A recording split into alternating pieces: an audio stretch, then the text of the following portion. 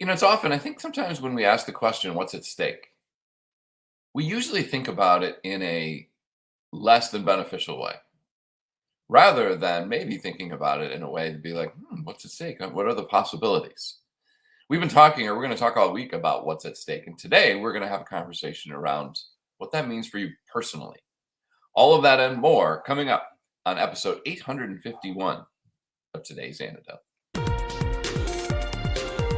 Stay tuned for today's Antidote, brought to you by the Renegade Success Network. Today's Antidote features a healthy dose of thought-provoking insights and information for business owners, entrepreneurs, leaders, and nonprofit professionals. Each day since March of 2020, this program has offered that one thing to help you continue on your own unique pathway to success. And now, Renegades, we bring you Bob Graham and Tom Brush. Good morning, Tom. Morning, Bob. How are you today? I'm okay. A little sore, but that's okay. Big manual labor day yesterday? Yeah, the last couple days. Yes, I've been doing some chores around the house, helping get a house ready for some photos and possible sale, and my body's not meant for that kind of work, apparently. Well, at least you haven't been doing that in the past. What happens when a guy who sits in a chair all day is asked to do? I like my chair, I gotta say. Fair enough. I think we sort of gravitate towards those things, right? That I would rather do mental labor rather than physical labor. Although I will tell you, physical labor certainly makes me sleep better. Interesting. And it's also nice to do something and see it finished. So much of what I do is theoretical and takes months or years, or it's very subtle, the change. And it's nice to, I don't know, put carpet down in a room. Be like, oh, yeah, got carpet down. That looks good. That wasn't that color before. Now it's this color. So. That kind of reminds me of the story you shared yesterday about being the flag person. Yes. That's a little bit of physical labor. You get to see the results of your work. Yep. You may be onto something yesterday that maybe being the flag person is in your future as a full-time role. I'm not sure it meets some economic constraints in my life. You never know. It was 9:00 on a Sunday night, and they were doing some like work. A Billy Joel song. Yeah, true. And it's 9:00 on a Sunday night. The flagman's standing outside. They were, and it was dark, and they were probably going to be there most of the night. I bet the hourly pay is not bad. I would imagine. Either way, yeah, that's not what we're here to talk about. I don't think. No, it's not. I mean, it could be. Right. A lot at stake personally in that scenario. Yes.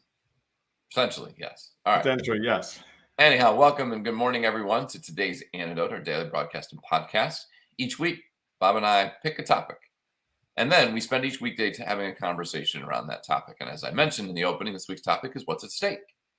And as we go through that conversation, if you have any thoughts or ideas around it, please feel free to share your value, because we know it'll have an impact on the show. And at the conclusion of the conversation, Bob and I will each offer our one thing. That one thing that we hope, if you happen to be stuck, maybe you're caught in confusion and chaos and really just can't figure out what to do next, which has left you a little unconfident. We hope that what we offer will help you at least to take the next step so that you can keep moving along your pathway and find some confidence and control. And of course, if you have one thing you'd like to share, please feel free to share it as well, because we know that it'll add value to someone who may have been told that 1,000,000 times, yet they just haven't heard it until they heard it from you. So please feel free to share your value throughout the show. Before we get into that conversation, though, each morning, Bob and I share our celebrations. So, Bob, what are you celebrating today? I'm going to celebrate something I probably could have celebrated yesterday if I'd thought about it then, but it didn't hit me until later in the day. And that is that you and I have made a commitment to doing this program, and we show up and do this program even on the days when one of us or both of us really don't want to be here. And I think I heard the first couple of minutes of yesterday's program.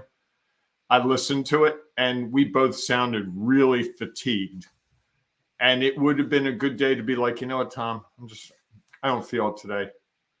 Let's come back Tuesday. But we both sucked it up and got through it. And it was actually one of the more interesting episodes, I thought.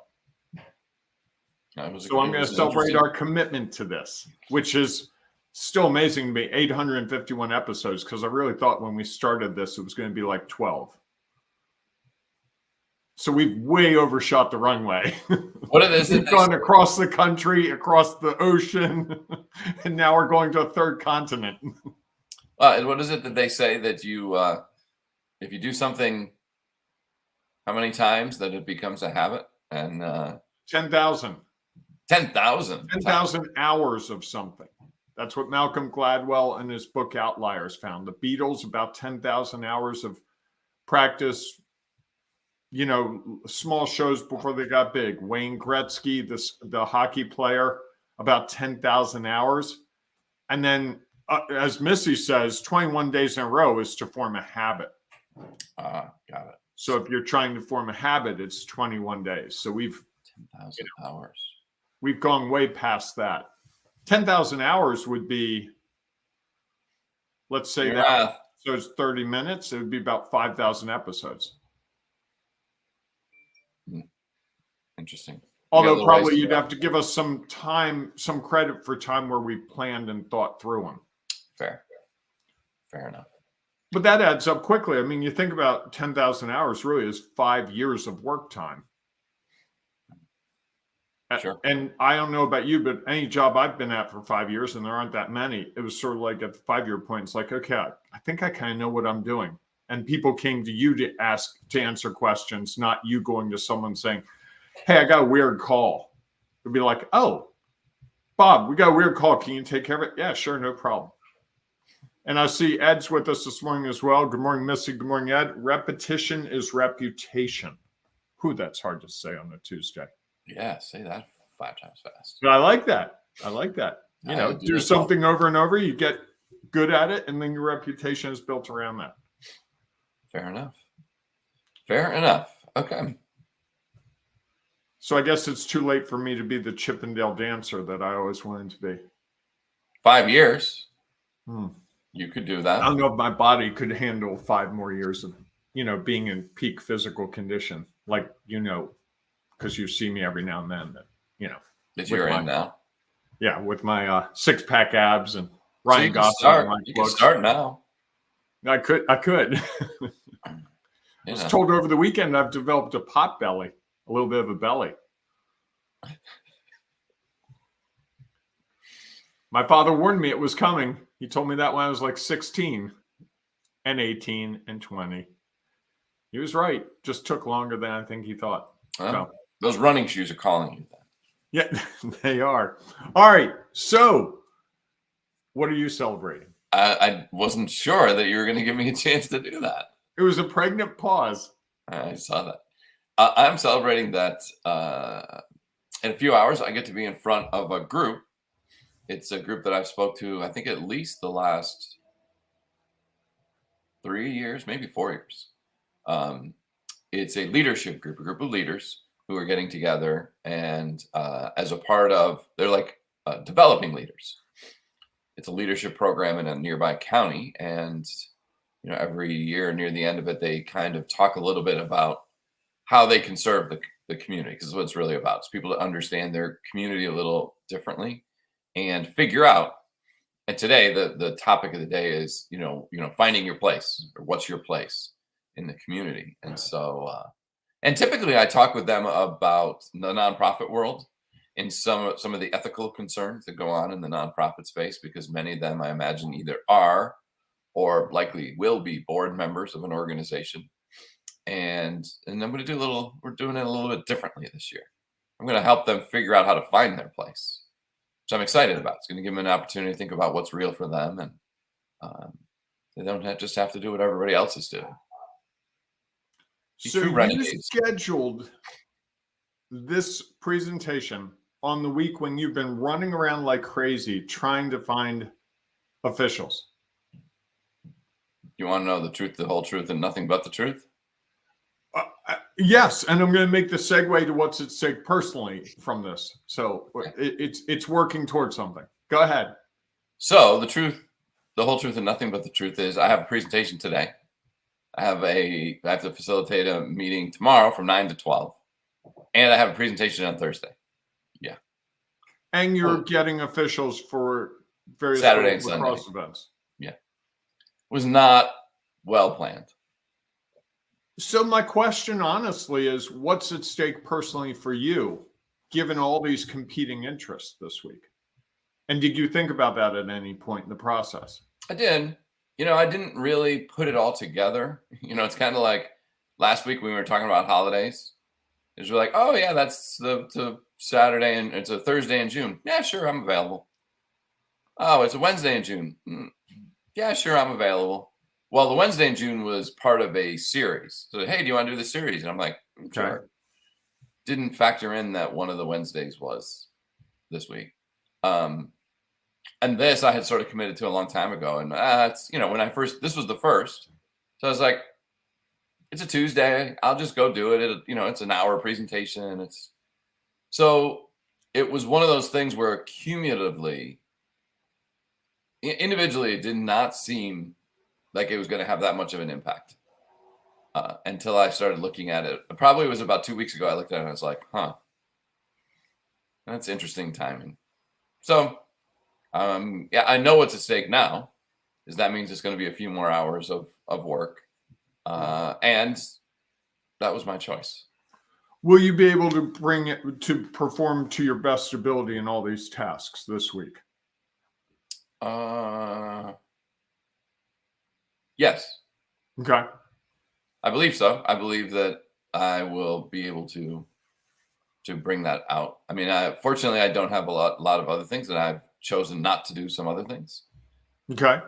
Like sleep, like eat, like exercise, like visit your family, like participate in other activities around your life, small stuff. Well, that's a choice, correct? I guess so. I'm going to jump in because I got a whole bunch of comments here. We've struck a chord. Ed says, just teasing Bob with the face for radio. The Chippendale idea is a sound one. Okay. I agree. It's a joke. Is that a word of are those words of affirmation for you? Or no, that's brutal honesty. That's what it's a joke. I promise I do not think I'll ever be a Chippendale dancer. That's what makes it funny. Kelly says, good morning, Kelly. Wishing you an energy-filled week, Tom. That is a busy week. Indeed. And she adds, I have done this to myself many times. And Ed says, Tom, a lesson in compartmentalizing priorities. I think it's also, I agree, Ed, and it's also a lesson in scheduling, scheduling priorities. Again, we talked about this on Memorial Day, is if we were really thinking about that and valuing not being a workaholic, we would go in at the start of the year and we would just put blocks through all those weekday holidays. Yeah, we kind of leave them open just in case. And I think I was actually thinking about this yesterday, that it's an opportunity to differently figure out how to manage my work year. And that literally this week should be completely blocked out. That I probably no speaking engagements. It should only be the officiating. It should only be the officiating stuff. Correct. So blocking it out, meaning blocking out all other things except for the one that you have to do that consumes a lot of your time and energy. Treating it like a vacation from my coaching and consulting. Okay. And I think that's a valuable that for me is a valuable lesson of trying to think more strategically rather than just thinking logically. Oh, logically, it's just an hour or two. I can do that. Not sort of putting it all together and being like, okay, what are the times in my life in this work life that I know are always chaotic and confusing, so that I can have a little bit more confidence and control over it. I go through it at the start of the year and be like, okay, I know this is a big lacrosse weekend. I need to plan differently for that. Okay, I know that every year, or that I've already got booked this series of presentations, how does that impact my officiating world? I should block out my calendar, especially in the spring when other people are scheduling my calendar of games. And I think it is a thing that we don't always do as effectively as we could. And really, I mean, this gets to our topic, is what is at stake when that happens. We either run ourselves ragged or we find a way to have more control over what is going on. Can I go back a step? Sure. Why didn't you do that? Why didn't you block it out? Why didn't you look at this from a more holistic perspective? Because even to the point, I don't think I'm telling people anything you wouldn't let me share, but we had a discussion on Friday because we talked Friday morning about the upcoming week. And I said, hey, who's going to do which things this week? Because we rotate. And you kind of backed into it. You weren't even really, it wasn't like, oh, Bob, I've got a busy week next week. It'd be really great if you could take these things. It's sort of like, oh, yeah, why don't you do them? Yeah, I got a couple things in the morning. I didn't even know then how busy you were this week. So I think as late as Friday, it wasn't really clear in your head to the level of if I said to you, you know, I know I've said to you a couple of times, I can't do it this week. I've got this. So I guess the question I have for you, honestly, is where is the breakdown? Because, you know, we talk about our Sculpture Business program, Sure. Going from chaos and confusion to confidence and control. You don't, from what I'm observing and what I'm hearing, you don't have confidence in controlling your week this week in the way you normally would. There's a little bit of chaos. There's a little bit of confusion in that you told me you were up, I believe, Sunday night until 3 a.m. Something like that. And then we did our program yesterday, and then you went to bed and slept a bit. That doesn't, what? I napped a little bit. I didn't go back. Okay, you napped. But is that confidence and control? And the reason I ask is because it's a great example of just what happens. I've done it myself.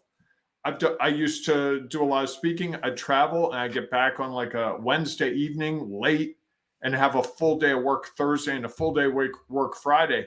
And what was at stake for me personally was I wasn't my best. And there was a place for me where it would break down. Might not be a work thing, but it would certainly be a personal thing. That night, there'd be a fight over something stupid. Or Saturday morning, there'd be something to do. And I'm like, I just can't do it. Even though I made a commitment to doing something that I enjoy, it would be like, there's just a breaking point. And I think that where that really affects us personally, I don't think it's so much the effect on us personally. Yes, it affects us personally. I think it affects the people around us a lot. That's probably fair. And so the personal part is the non-work parts of our life. You know, just it wears you down. And I don't think we consider that as owners or leaders. I didn't used to think about the whole aspect of, boy, if I'm having a bad week at work and I'm super busy, when I come home in the evening, I'm not at my best. And I didn't have children, so I didn't have to be at my best. You know, that's the part that I'm always amazed at, as parents who could come home and be like, okay, horrible day at work, totally exhausted, and now I've got to deal with Ethan and Brittany for the next 2 hours, and I've got to be the best parent I can be in that moment. And I never had that responsibility, and I don't know how people do it. And it creates, it's a snowball effect, just like we talked about yesterday. You start getting in your head and thinking about things going wrong, and then you keep going. I think it starts, you make one mistake, you make another mistake, and before you know it, you've got a big problem. And I had a coach years ago, I worked at a job, and she helped me identify that on the days I didn't eat lunch at work, I had a 9-to-5 job. On the day, whenever I did something silly or stupid as a leader, it was on a day when I didn't eat lunch. It would be between 2 and 4 p.m. And she was like, did you have lunch? No, I didn't have time for lunch. And so her advice to me was, you need to book an hour to have lunch every single day. I don't care. You don't need to eat. You just need to get out of that building, clear your head. And so for what was at stake for me personally was if I didn't get out, what was at stake personally was I started to lose my mind and I started to do silly things professionally. And I think the two are really tied together. Sure. We're talking about them one day professionally, one day personally. I think they're intimately connected because when we talked about yesterday's program, so much of what I talked about was personal, not professional. It just showed up professionally, but it was in my head personally. Well, I mean, everyone says separate it, and you can't. You're one person. Right. It's nearly impossible to put on this is the business side, and I don't think doesn't talk about how that affects me personally or my personal stuff and how that impacts me professionally. It's clearly there's a part of all that. I think one of the other things for me as you were going through that is I think I can still have confidence and control. And I think that's part of the workaholic mentality is, going back to last week, is this sort of false narrative of, oh yeah, I can still do all that because for the last whatever couple of weeks, I have done things differently so that I didn't feel pressured or I didn't feel like things were out of control. So this is a choice that this week might be just a little more hectic than usual, and that I will then next week or last week have the opportunity to choose differently and sort of rest and relax. And I think that's, again, as you think about it, what's at stake personally is you potentially become a workaholic. Whether, and again, I think the point I hadn't really considered until I was doing the opening and talking about what's at stake personally, about what the potential upside could be of what's at stake. When we start doing things anytime we're doing something, there is potentially something at stake, and it could be of great value to us, or it could have significant impact. And I think that so often it's so interesting. And again, why we do our celebrations is that you put a phrase like that, what's at stake. And I would imagine most people, when you say what's at stake personally, they think about how it could, quote unquote, negatively impact their life rather than what's at stake. Yeah, there's maybe a good amount at stake, and think about how wonderful that could be. Right. Like I had a call yesterday that was, I don't know, a 9-minute call, and it was a really successful call. And there was a lot at stake in that call. And you're right, there was a huge upside. Which is interestingly, though, while I was thinking about it in preparation for the call, I wasn't thinking about the upside as much as if this goes wrong, I've wasted this, I haven't gotten this, I have all these things I shoulda, coulda, woulda. Right. And I got on the call, and the call within 3 minutes, it was pretty clear that the call was going to go well.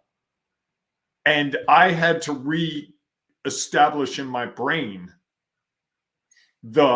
this isn't going to go poorly, this is going to go well, to the point, okay, well, we can talk through a contract, and the contract would include this. Oh, that sounds great, Bob. Send me a contract, I'll sign it. Do you want payment in full up front? I'm like, yeah, sure, that'd be great. Okay, boom, 1, 2, 3. But my mindset going into it all morning, because I was doing stuff to prep this house, I'm thinking about this call, and I'm like, if it goes wrong, I don't know how I'm going to do this. This is a big opportunity. I should have done this when I talked to him last time. I should have confirmed the call this morning because it's a Monday. I went through all those things. So what was at stake personally to me at the end of all of it, what I heard in my head was my pride was at stake. And my time. I put time into this. If it didn't manifest itself the way I wanted it to, be like I wasted all this time, which I think is the game that we play, right? So often it's like, oh, geez, I went to this networking group 14 times and never got a customer. Sure. I've had this customer for 3 years, and someone comes in with a lower price and they leave me and they go work with someone else. It's all about our investment and what we put into it without thinking about the other side of it, which is this guy will sign the contract with me, hopefully today or tomorrow. He's put a lot at stake for himself personally. Sure. And we tend not to think about that side of it. We tend to worry about, it's in our head about what it is for us. And I think when I think about my customers, what they put at stake, it's a lot more. I just got windows replaced at my condo. It's almost $10,000. It was a lot of money. I trusted a company to come in here, do a good job, not have water leaks, not mess the place up. And they did a beautiful job. But as they were at the morning, as they said, hey, we'll be out around 8:30. In my head, I'm going, boy, I hope I picked the right company. And I don't think we think about that side of it as the customer. We think of it as the seller, as that person more. What's at stake for me personally? But what's at stake for my customer in their head is no lesser than what's at stake for me. And when I think about that, I can often put them at ease. And that to me is the part of this that it's what's at stake personally for me, what's at stake personally for you.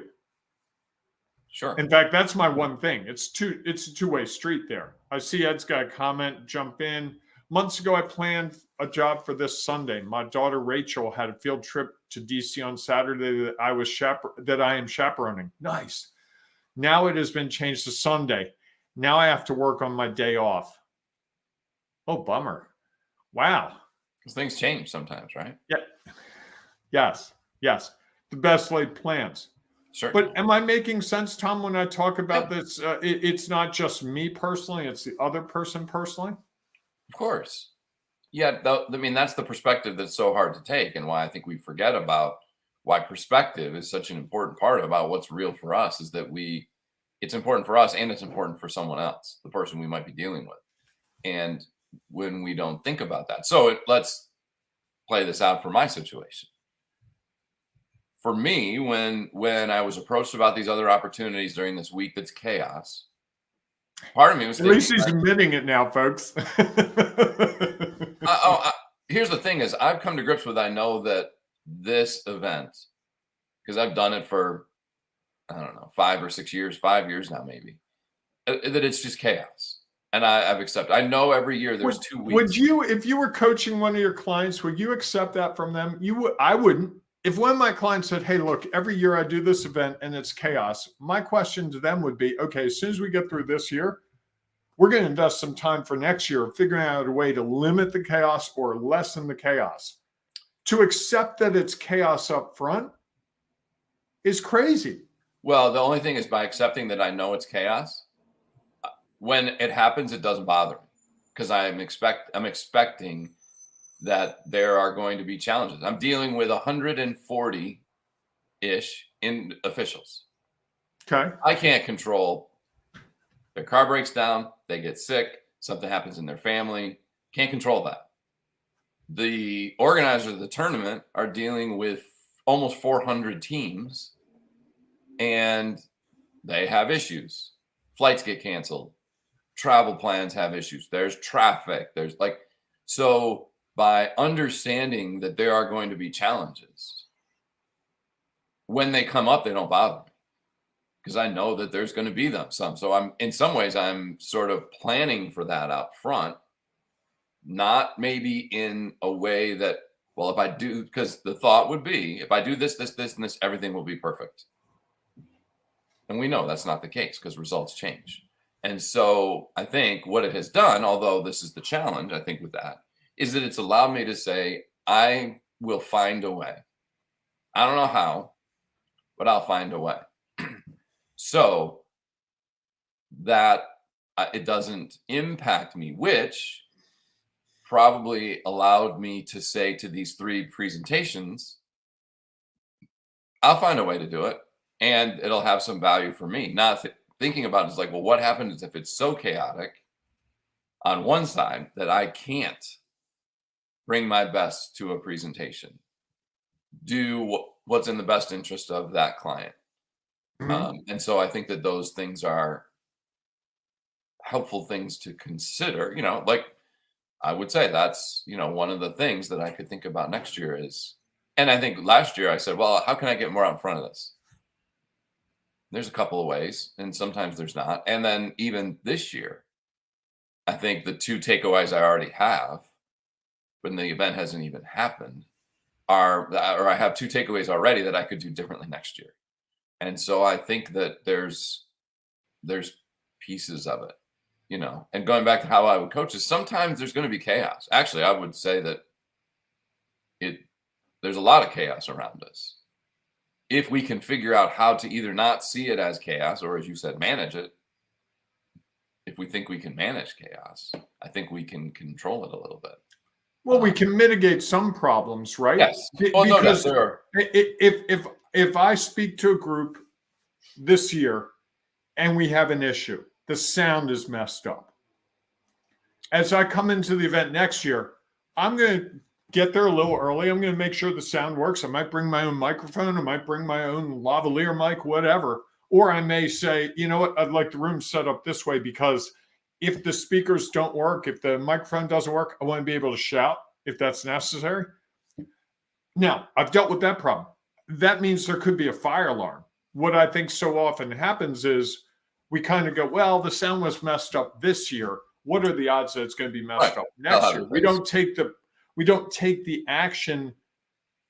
We sort of think through, well, I'd do it differently, but we don't do it. And I think that's what worries me about your situation is you walk into this year with the chaos from the prior years, it sounds like, and you haven't mitigated any of it. You just sort of put your arms up and say, well, it's going to be chaos, which means when something new comes up, isn't that going to make it even harder to manage? Yeah, I'm not sure I would describe it that way. Okay.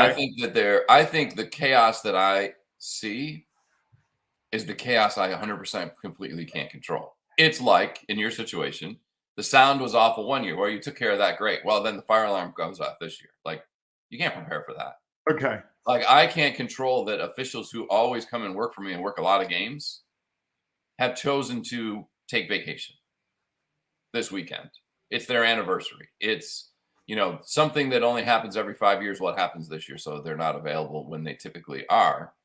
And I think what I try to do is do the things that each year, when I look back on it, and rather than judge it, I just ask the 3 questions and be like, okay. And the one is, what went well, what didn't go as planned. A few of those things that always come in. And then I say, okay, well, how do I potentially address those?